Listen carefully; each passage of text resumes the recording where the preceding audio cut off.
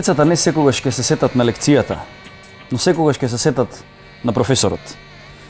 Една од најблагородните професии на овој свет е да ги учиш другите, затоа што секогаш другите ги ставаш пред себе си.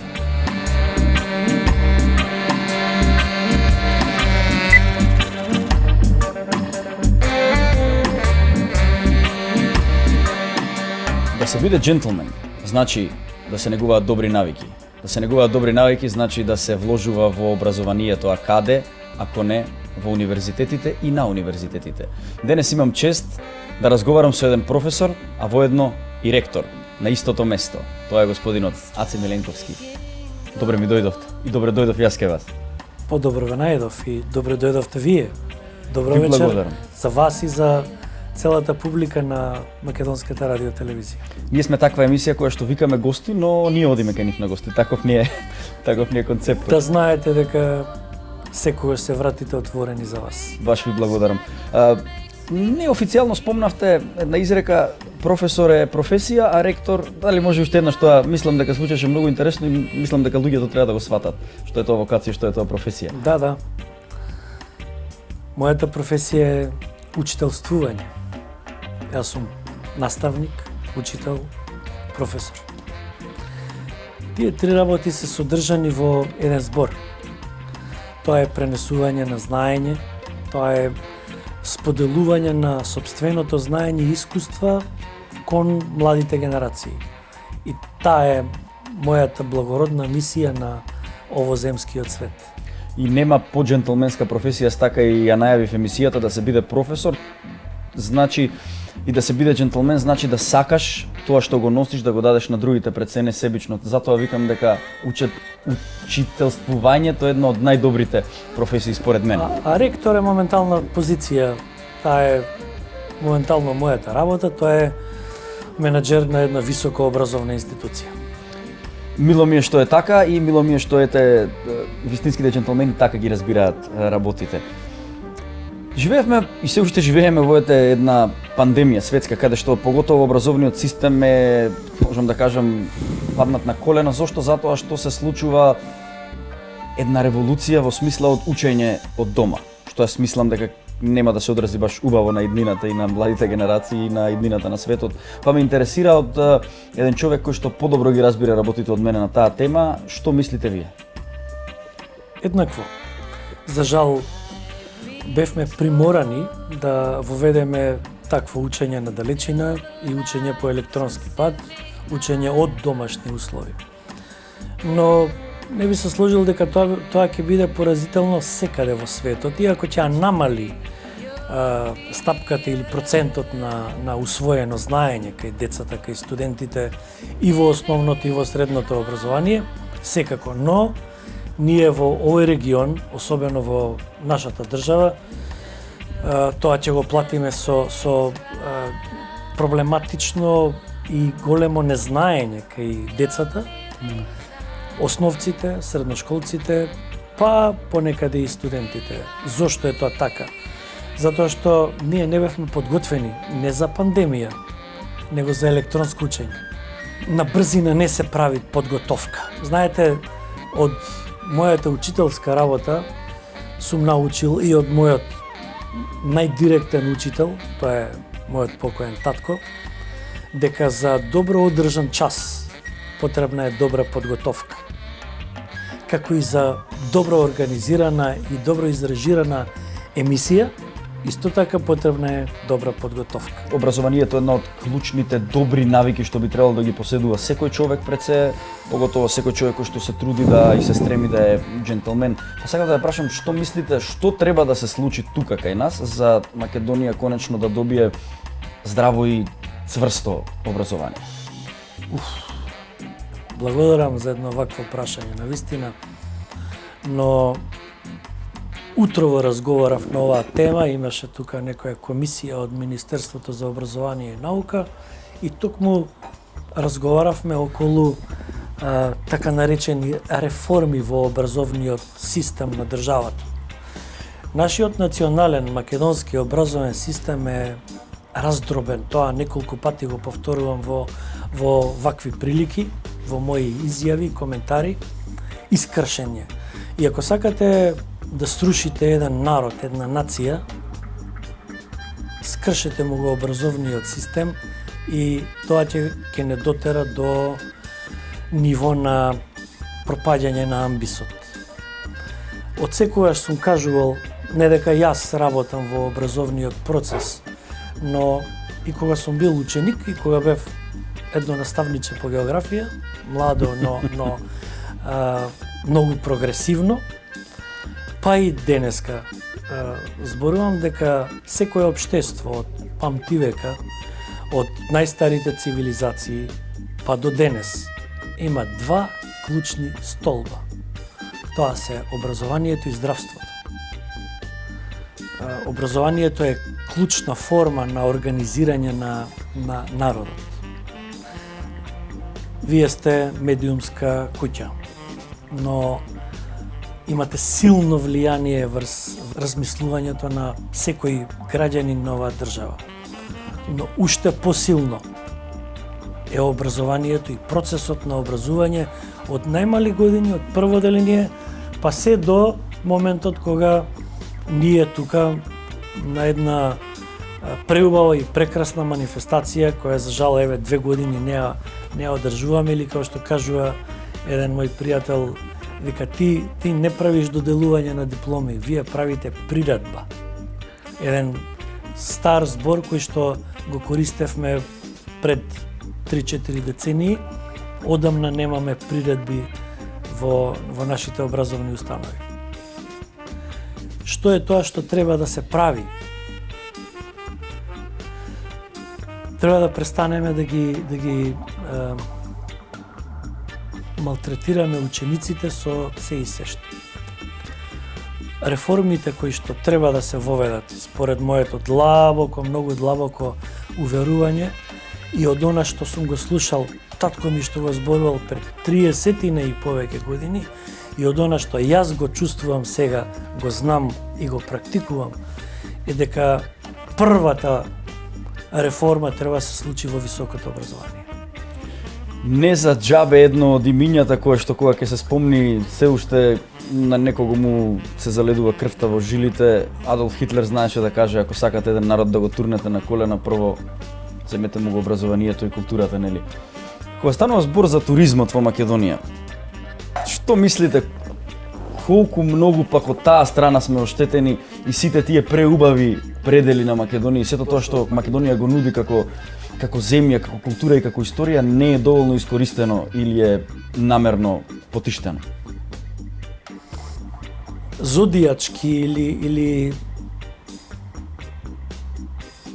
хороскопски или по односот меѓупланетарен или Божја волја за нас верниците е дека целиот мој живот се занимавам со две работи: туризам и образование. На крајот,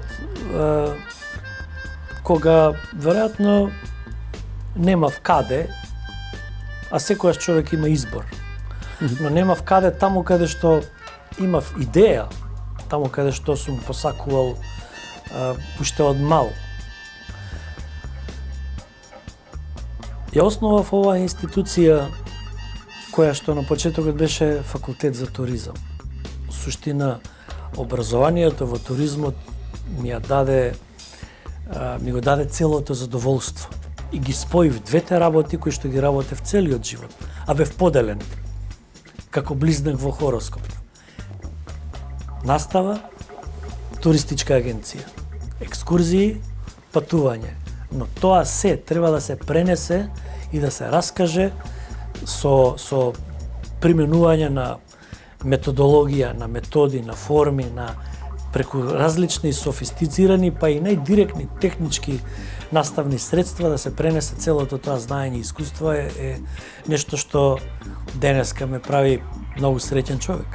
Кога ќе представите вашата визит карта, не пишува големина на државата и не пишува големината на универзитетот во принцип, но ректорската позиција е во целиот свет престижна и почитувана.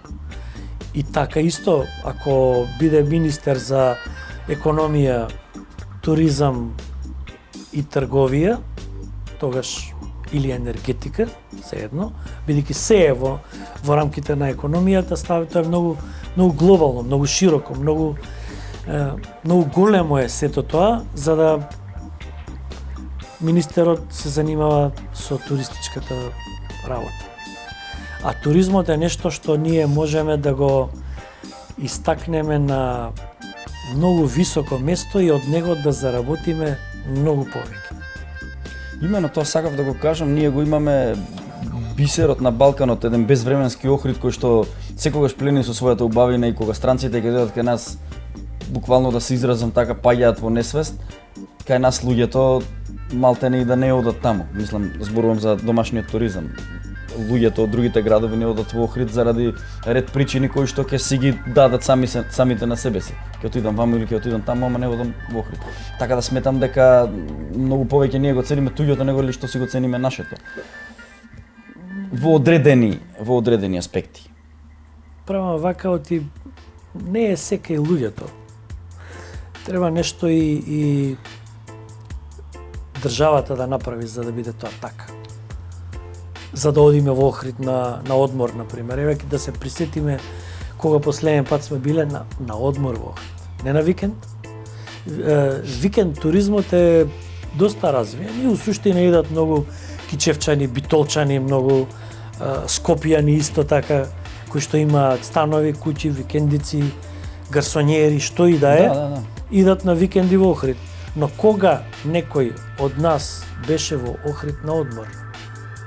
Јас сум бил пред 47-8 години, например, кога бев дете, ме носеле моите родители.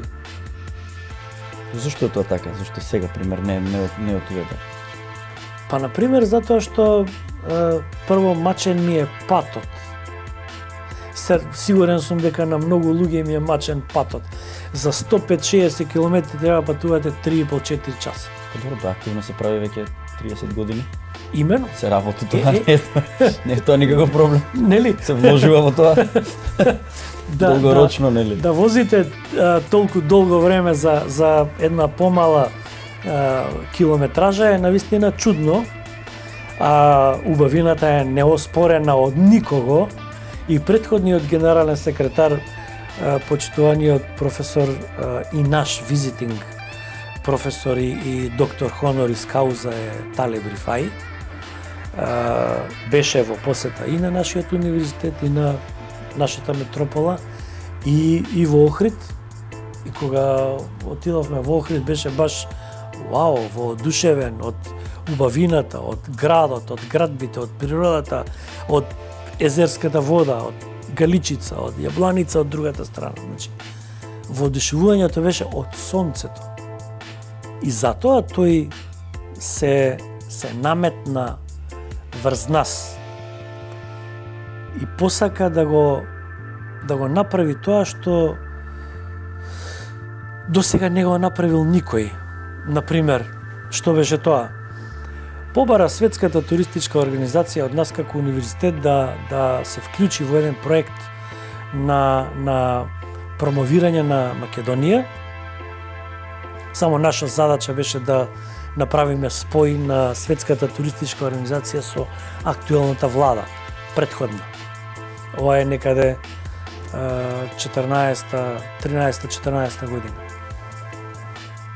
Джентлменството во Македонија е еден вид на изумирање и ние сме тука, се бориме со сите своји сили и средства да го вратиме. Значи, примерите кои што ги наведовте очигледно го потврдуваат ова мое тврдење, затоа се надевам дека тие млади луѓе и тие постари луѓе, затоа што човек учи додека е жив, ќе го гледаат ова и ќе допре до нивните уши. Кога сме веќе кај туризмот, јас во мојата емисија за моите гледачи, посебно за тие што сакаат нели да и се стремат да станат джентлмени, со втората сезона почнав една рубрика што се вика Школа за джентлмени. На денешното мени на Школото за джентлмени, драги мои, имаме малку туризам и патување, затоа што нели колку човек повеќе патува, толку повеќе си ја храни душата и учи нови работи, истражува и може да научи оно колку што сака да украде од таму каде што е.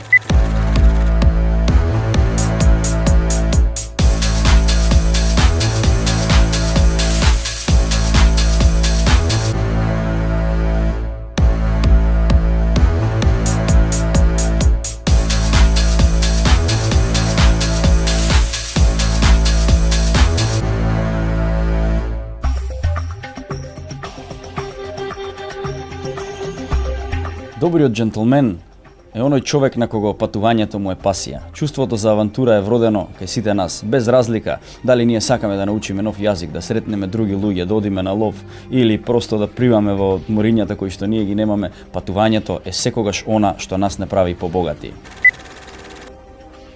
Европа е туристички магнет. Незините шарени градови и населби ја доловуваат љубопитноста на секој турист и го поттикнуваат на трешниот истражувач на секој од нас.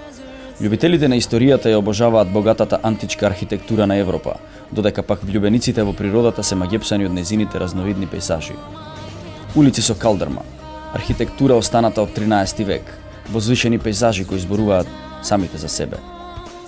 Фигеак е еден од најубавите тајни богатства и најдобро зачуваните средновековни градови во Европа, Франција. Фигеак е тивок, посебен и веројатно најдобриот приказ на тоа како изгледал животот во средниот век. Град кој е спој на древната и камената архитектура која одлично се вклопува во целиот пејзаж на градот. Нежни ридови и водни патишта се протегаат низ прекрасното француско село. Фигеак е местото каде што историјата и природата хармонично се вкрстуваат. Необичен град, како ниеден друг во Европа. Покрај убавината која го краси овој град, во него остава белег познатиот француски научник кој ги дешифрирал египетските хиероглифи. Жан-Франсоа Шампион е роден токму тука. Сигурно ќе се влюбите во приказната која градчето ја чува за францускиот научник. Тоа вреди да се посети. Музеј посветен токму на него, на неговото животно патување кои ќе ви ја откријат најголемата загадка во античката историја. Фигеак во суштина е средната точка помеѓу Тулус, Монпелје и Бордо.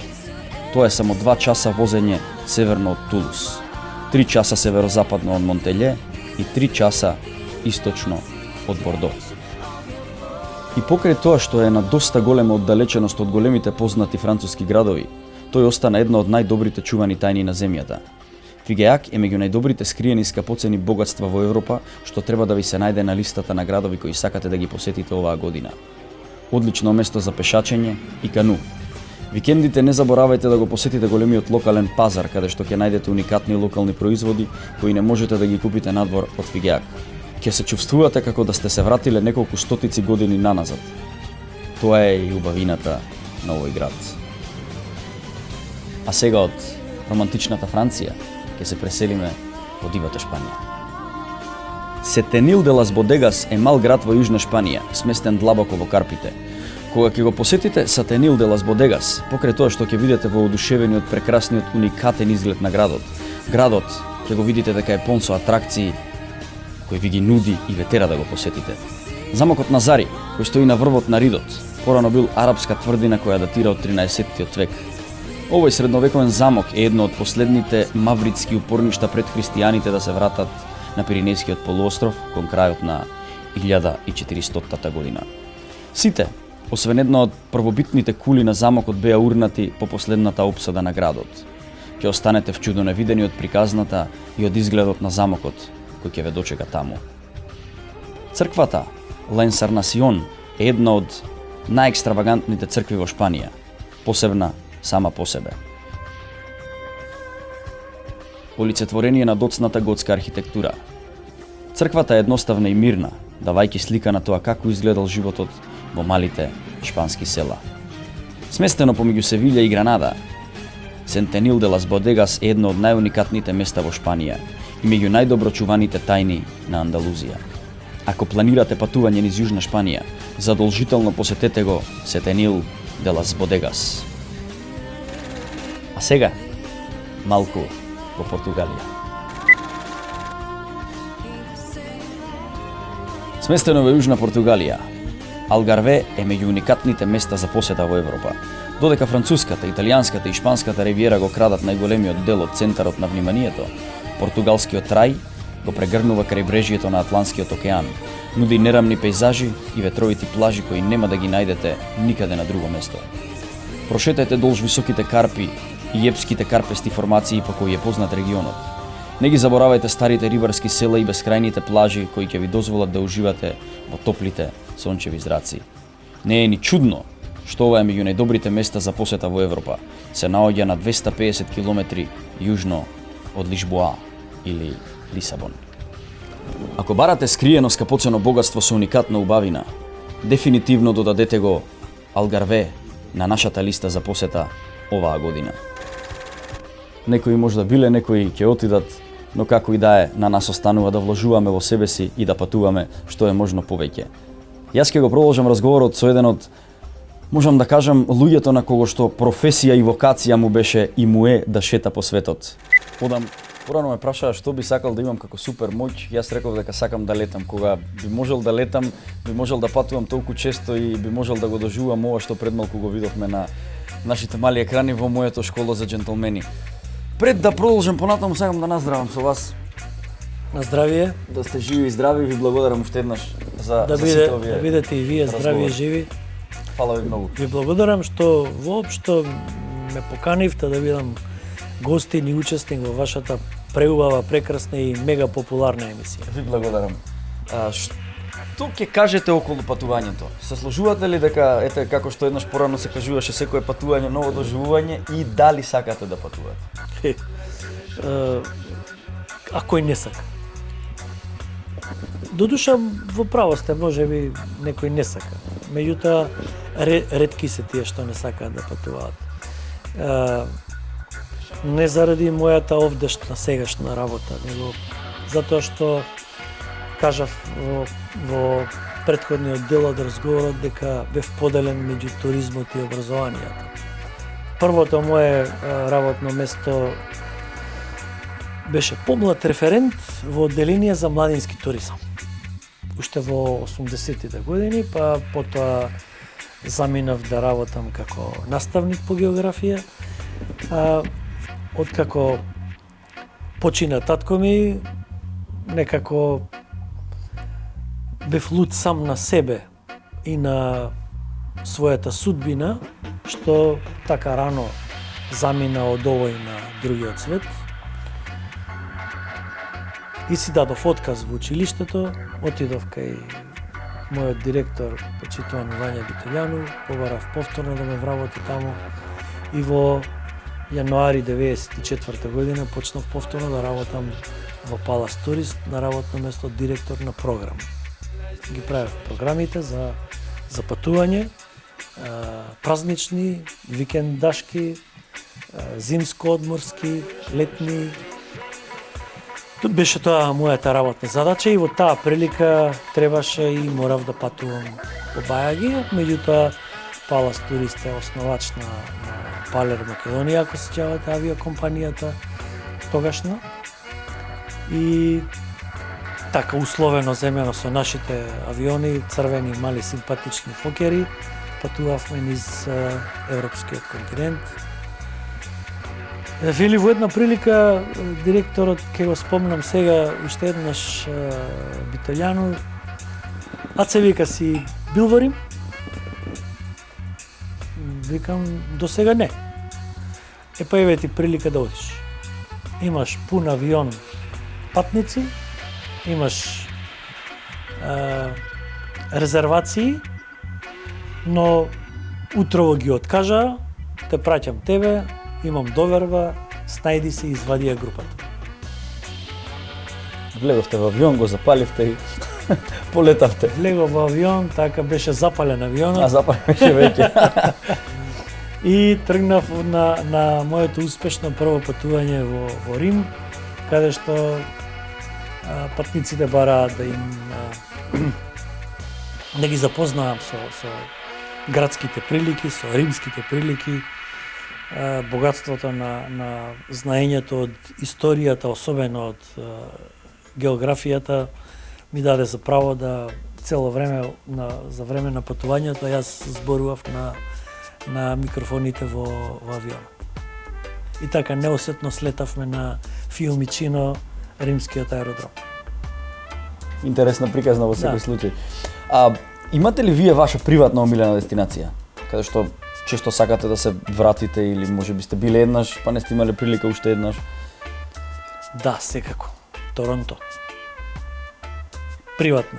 Така. Ако зборувате, приватна. Приватна дефинитивно. Приватна сакана дестинација е Торонто, ме врзува емотивно.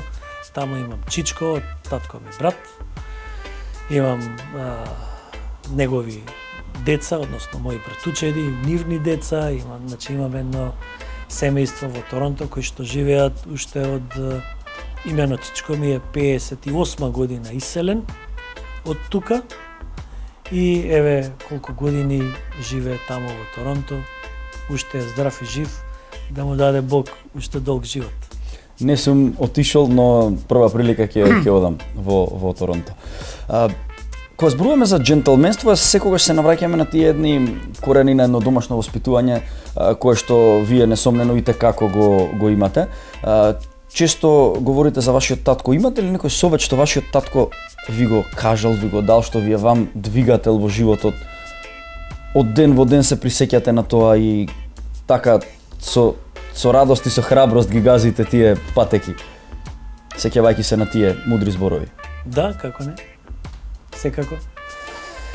Тоа е поврзувањето и со мојата работа, но и со мојот приватен однос дома со моите деца, да бидат воспитани, да бидат скромни, да ги почитуваат повозрастните, да ги почитуваат тие што им даваат воспитување и образување, да ги почитуваат своите роднини, своите пријатели. Вредностите на човештвото е токму таму во меѓусебното почитување, во меѓусебното уважување, а не во меѓусебното непочитување и негирање.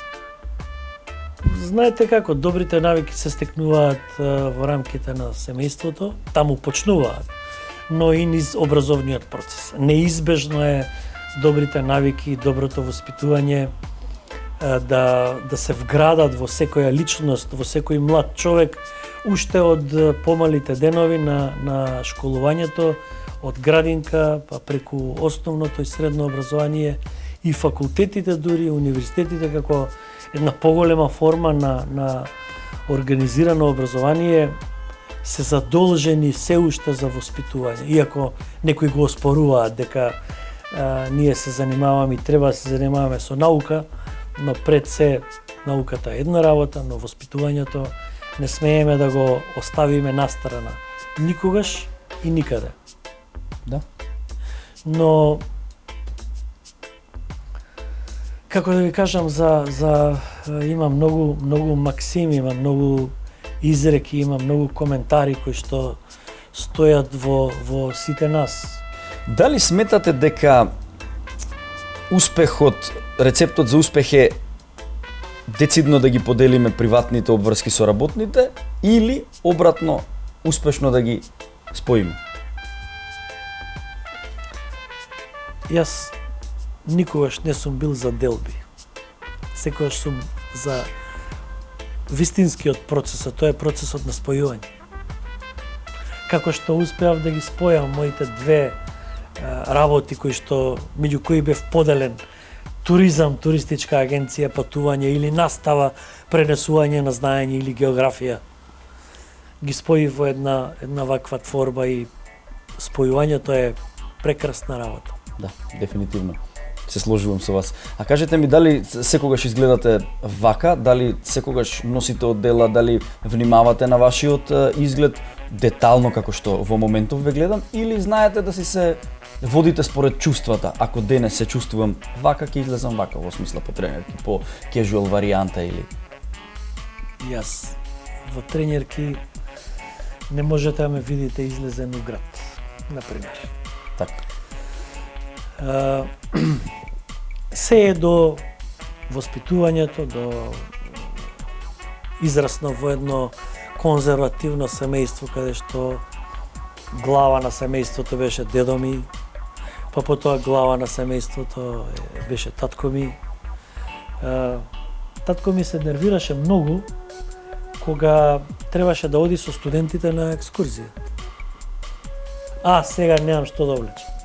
Најкежуал варијанта, како што љубиме да зборуваме, нели, да се облечеме кежуал, за него, па и денес и за мене, е одело со кошула само без кравата.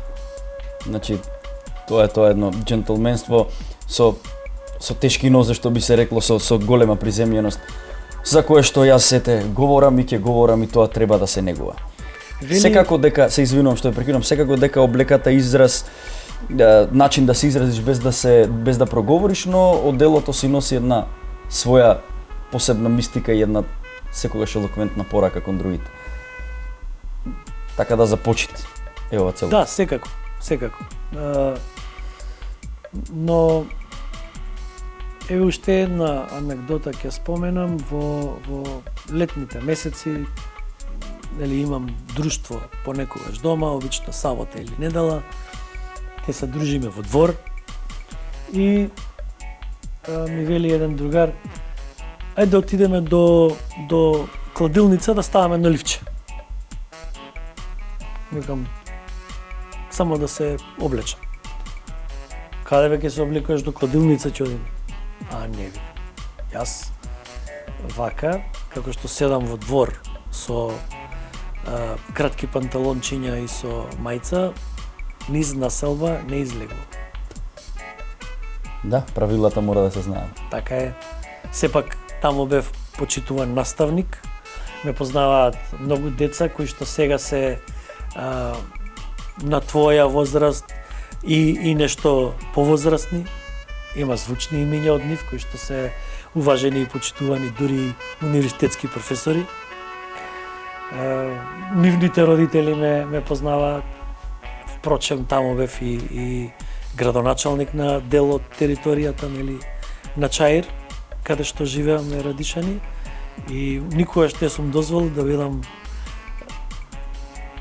според моето разбирање на идејата како треба да изгледа човек, можеби несватливо за многу, но сепак моето видување е како наследство, пак ќе спомнам од моите родители, е дека треба човек да биде спастрен, среден, стокмен, дотеран. Тоа дотеран не мора да значи дека треба некој да се оптеретува со не знам какви посебни марки. Да, јасно. Некако многу теми опфативме и голем дел од прашањата веќе се одговорени. Ете, би сакал да ве прашам околу вистинските вредности и богатството, она вистинско богатство во животот. Што вие сметате дека се вистински вредности во животот? Што е она за кое што човек треба да се бори? Ниеден цар, крал, султан, владетел, император со себе не однел никакво богатство. Дедо ми Саве, на татко ми татко му, ме учеше: синко, у животот никогаш да не бидеш сребролюбец. Татко ми викаше: никогаш да не бидеш паролюбец. Парите се средство, иако сега кажува Игор Џамбазов за една банка порано која што имаше една многу силна рекламна порака: кој штеди има, а кој учи знае. Во секој случај, јас не знам да штедам. Како ги заработувам парите, така ги трошам. И ако не го живееш животот како што посакуваш, тогаш не си достоен за животот. Богатството мое, да ти кажам, е во пријателство. Повторно тоа е тоа џентлменство за кое што говориме, нели? Затоа среќата не се пресметува во азно, во злато, во пари. Богатството се мери и се пресметува во пријателството, во роднините, во семејството. Тоа се за мене вистинските вредности. Тоа е богатство. И јас слободно можам да кажам сега, да признаам пред вас, јас се чувствувам како богат човек. Но немам пари многу ни налево, ни надесно. Ни под душек, ни под јасток, ни во банка. Но битно сте богат во душата. Најважно е тоа. Ако го немате духовното, материјалното ви е џаб. За крај ќе го цитирам Робин Вилијамс, кој што во истоимениот филм Друштвото на мртвите поети на своите студенти им кажа, тоа е една сцена што мене цело време ми се врти во главата, јас како пред се како уметник, вика, медицината, науката пред се работи за кои што навистина ни се потребни за живот. Но поезијата, уметноста, театарот, филмот, песната, тоа се работи без кои што ние не можеме да живееме. Затоа вика, заминав во шумите, да живеам само за тие есенцијални работи, да ги осетам работите, вика, без кои што не можам да живеам, а тоа е уметноста. Отидов, се споив таму со зодијачкото што викате вие, осетив и сватив дека доколку душата ти е празна, без врска ти е џебот полн. Да се биде джентлмен, треба да се биде човек со манири. Дефинитивно. Не е тоа само до облеката, не е до оделото, не е до краватата, нити до копчињата на манжетните од кошулата. Ви благодарам уште еднаш, навистина ми беше чест. Се надевам дека сме задоволни со се што направивме. Да на здраве. Јас сум ви вас првенствено премногу благодарен и навистина ви благодарам за издвоеното време и за тоа што ми дадовте шанса да разберам и да се почувствувам како джентлмен. И ние покрај вас. Да се биде джентлмен е голема работа. Дефинитивно. Навистина ја следам со внимание секоја епизода од целата серија и дури се прашував можам ли јас да бидам конкурентен и да влезам во редот на сите тие познати имиња и презимиња од македонското поднебие. Одлично завршена улога, можам да ви признам. На да здравие. бидете здрави и живи. Исто и вие.